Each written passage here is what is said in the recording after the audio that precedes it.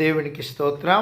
యేసుక్రీస్తు ప్రభు కృపా సంఘ ప్రియ సహోదరి సహోదరులకు యూట్యూబ్ ద్వారా వాట్సాప్ ద్వారా దేవుని అమూల్యమైన మాటలు అనుదినం వింటున్న దేవుని బిడ్డలైన మీ అందరికీ మన ప్రభువైన యేసుక్రీస్తు వారి పరిశుద్ధ ప్రశస్తమైన నామంలో శుభాభివందనాలు తెలియజేస్తూ ఉన్నాను. దేవుని బిడ్డలు అందరూ బాగున్నారండి.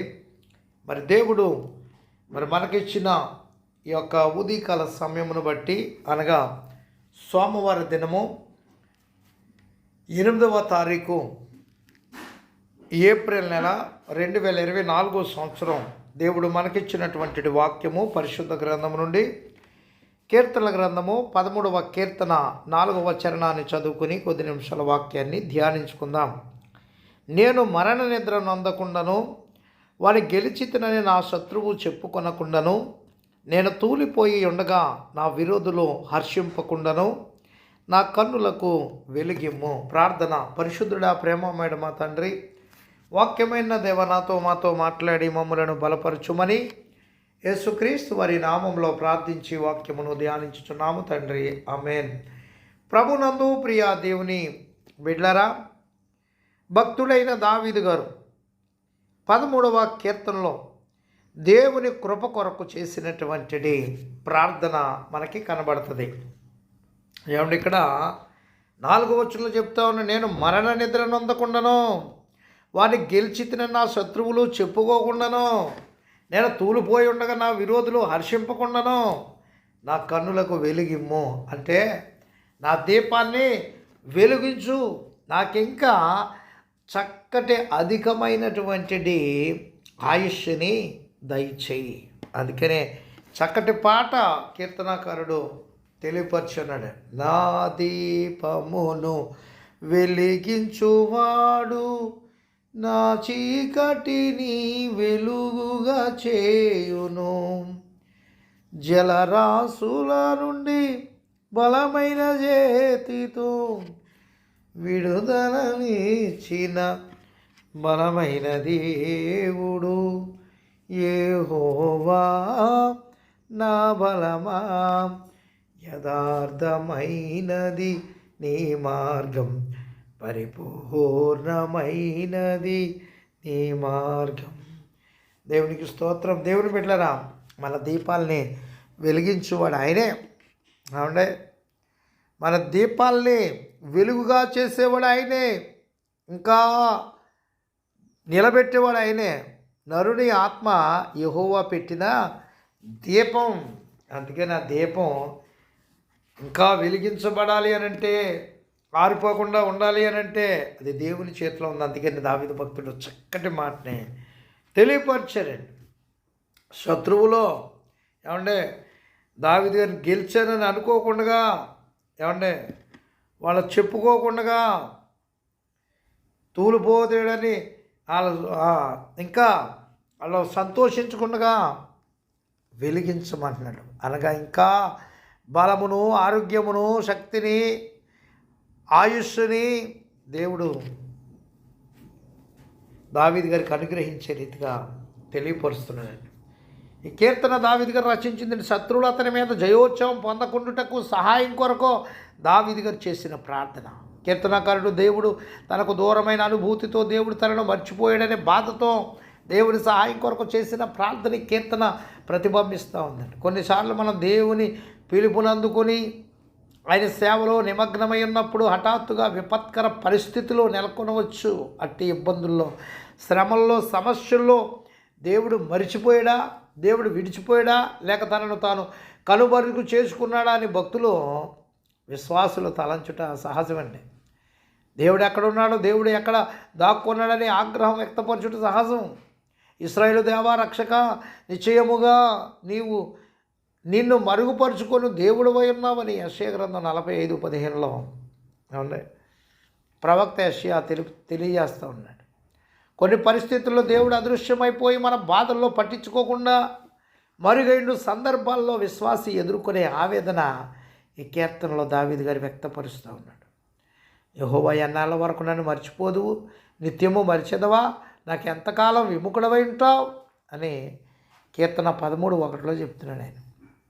ఇలాంటి ఆక్రందన, బాధ, దుఃఖం, చింత తరచుగా కీర్తనలో మనం గమనించగలుగుతాం. కీర్తన 10వ కీర్తనలో మొదటి చరణంలో, 22వ కీర్తనలో మొదటి చరణంలో, 42వ కీర్తన 9వ చరణంలో, 43వ కీర్తన 2వ చరణంలో కూడా అనేక చోట్ల, ఇంకా అనేక చోట్ల తెలియపరిచి ఉన్నాడండి ఆయన బాధని, దుఃఖాన్ని. అవునండి, దేవుడు మరుగై ఉండుట కూడా మన అనుభవాల్లో ఒక భాగం అండి. ఈ అనుభవాన్ని కీర్తనకారుడు 13వ కీర్తనలో, 10వ కీర్తనలో, 13వ కీర్తనలో వ్యక్తపరిచాడు. ఇంకా రెండోది మనం చూస్తే 13వ కీర్తన మొదటి 2 చరణాల్లో ఏమంటే దేవుడు మరుగుపరుచుకున్నట నీతిమంతుడు ఆవేదన వ్యక్తపరచడం. నీతిమంతులని కష్టములలో విడిచిపెట్టి దుష్టులను వర్ధిల్ల చేయుటలో దేవుడి ఉద్దేశాన్ని నీతిమంతులు సైతం అర్థం చేసుకోలేకపోతా ఉన్నారు. దుష్టులు పేదవారిని అణగద్రొక్కి అమాయకుల్ని మోసం చేస్తున్నాను. ఎందుకు దేవుడు ఊరుకున్నాడో, వారిని ఎందుకు గద్దించి శిక్షించడం లేదు? దేవుడు అదృశ్యుడైపోయాడా, అంతటార్థమైనాడా అనే సందేహం కలిగే సందర్భాలు ఏర్పడతాయి. యోబు గారి పరిస్థితిని గురించి ఆక్రందన చేశాడు. ఆయన నివాస స్థానమునొద్ద నేను చేరునట్లుగా ఆయనను ఎక్కడ కనుగొందునో అది నాకు తెలియబడును గాక అని 23వ కీర్తనలో 3వ చరణంలో అంటాడు ఆయన. నేను తూర్పు దిశకు వెళ్ళినను ఆయన అచ్చట్లేడు, పడమట దిశకు వెళ్ళినను ఆయన కనబడటం లేదని 23వ కీర్తన 8వ చరణంలో అంటాడు. కొన్ని సమయాల్లో మనం ఆశించిందే ప్రియమైన స్నేహితునితో మన బాధల్ని, సమస్యలను చెప్పుకోవాలని ఈ కీర్తనలో ఎన్నాళ్ళ వరకు అనే మాటలు మొదట 2 వచనాల్లోనే సుమారు 4 పర్యాయాలు, 4 సార్లు వాడబడ్డాయండి. అంటే దీనిని బట్టి దావీదు గారు ఎంత ఆవేదనకు గురయ్యాడో అంచనా కట్టొచ్చు మనం. దావీదు గారు తన ఆవేదనను దేవునితో చెప్పుకొని భారం తేలిక చేసుకునవలనని తలంచుచున్నాడండి. ప్రార్థన అనంతరము దేవుని యందు దావీదు గారు నిరీక్షణ మరియు విశ్వాసము వ్యక్తపరుస్తూ ఉన్నాడు. ప్రార్థన ద్వారానే మన సమస్యలను, మన భావాల్ని దేవునితో చెప్పుకొనగలమండి. సరైన భావమును కలిగి ఉండటానికి దేవుడు సహాయం చేసి మనకు సమాధానం చేస్తాడని హెబ్రీయులకు రాసిన పత్రిక 3వ అధ్యాయము 17 నుంచి 19 ఒకసారి చూద్దాం. హెబ్రీయులకు రాసిన పత్రిక 3వ అధ్యాయము